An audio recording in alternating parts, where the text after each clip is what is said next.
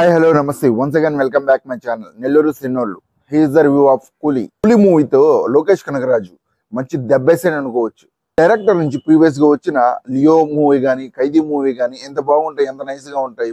కానీ ఈ మూవీకి బాగా ఎక్స్పెక్టేషన్స్ పెట్టుకున్నా, కానీ దెబ్బ వేసాడు. అదే రొటీన్ రెవెంజ్ స్టోరీ.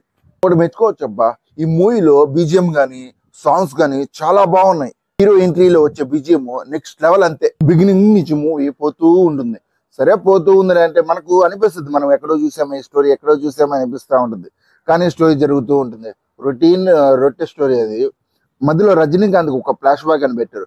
భాషా టైప్ లో ఏదో ఫ్లాష్ బ్యాక్ ఉంటుంది అని ఎక్స్పెక్ట్ చేశాను నేను. భాషా టైప్ లేదు, ఏమీ లేదండి.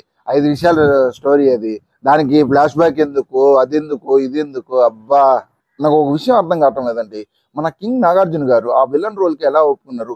ఫుల్ నెగిటివ్ గా చూపించారండి. మన బాహుబలిలో రానా గారు ఎలా చేశారు, బల్లాలదేవ క్యారెక్టర్ లో ఎంత బాగుంది. అలాగే మనం హీరోగా కూడా చూడొచ్చు మన బల్లాలదేవ్ గారిని, అదే రానా గారిని. మన కింగ్ నాగార్జున గారిని అయితే హీరోగా చూశాను, విలన్ గా చూడలేకపోయానండి. ఇకపోతే పర్ఫార్మెన్స్ చూస్తే ప్రతి ఒక్కరు వాళ్ళ క్యారెక్టర్ ని చాలా బాగా చేశారండి. అసలు మోనికా సాంగ్ ఈ మూవీలో ఎందుకు వస్తుందో ఎందుకు పోతుందో అసలు తెలియదు. సాంగ్ మాత్రం చాలా చాలా సూపర్ గా ఉందండి. ఈ మూవీలో 18+ కంటెంట్ అంటూ ఏదీ లేదు. ఫ్యామిలీతో పాటు కూర్చొని హ్యాపీగా ఎంజాయ్ చేయొచ్చు. ఈ మూవీలో ట్విస్టులు మాత్రం ఎక్స్పెక్ట్ చేయకండి, ట్విస్టులు మాత్రం ఉండవు. కానీ క్లైమాక్స్ లో ఒక ట్విస్ట్ అయితే ఉంది. ఫ్రీ క్లైమాక్స్ లో ఒక ట్విస్ట్ అయితే ఉంది. ఆ ట్విస్ట్ పర్వాలేదు, బాగానే ఉంటుంది, చూడొచ్చు. మన రజనీకాంత్ గారు అయితే ఒక విషయం కోసం రివెంజ్ తీసుకుందామని వస్తారు.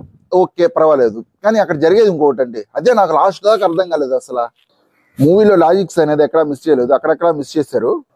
అంత పెద్ద కాస్టింగ్ పెట్టుకొని లోకేష్ కనగరాజు గారు ఏదో ఉంటదిలే అనుకుంటే, ఒక నాగార్జున గారిని అయితే వాళ్ళు ఫ్యాన్స్ ఎలా తీసుకుంటారో ఏమో తెలియదు, కానీ నాగార్జున గారిని మాత్రం బాగా చూపించలేదు. అసలు అక్కర్లేదురా అనిపించే క్యామియో రోల్స్ ఎందుకండి? అసలు లాస్ట్ లో వస్తారండి, క్లైమాక్స్ లో వస్తారు ఆ క్యామియో రోల్స్ కూడా.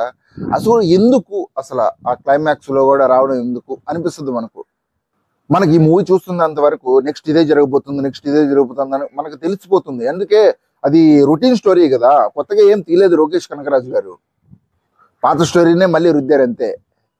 కానీ ఒక్క విషయానికి మెచ్చుకోవచ్చు అబ్బా, మన అనిరుద్ధ్ రజనీకాంత్ కోసమే పుట్టాను అనిపిస్తుంది. బీజిఎం కొడతారు అబ్బా రజనీకాంత్ గారికి. మన హీరోలకు అంతకు కొట్టరు ఎందుకో నాకు అర్థమే కాదు.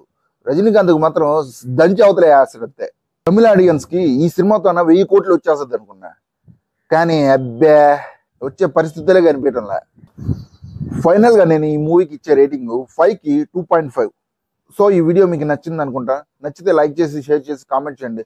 మన ఛానల్ని తప్పకుండా అయితే సబ్స్క్రైబ్ చేసుకోండి. ఉంటా మరి, బాయ్.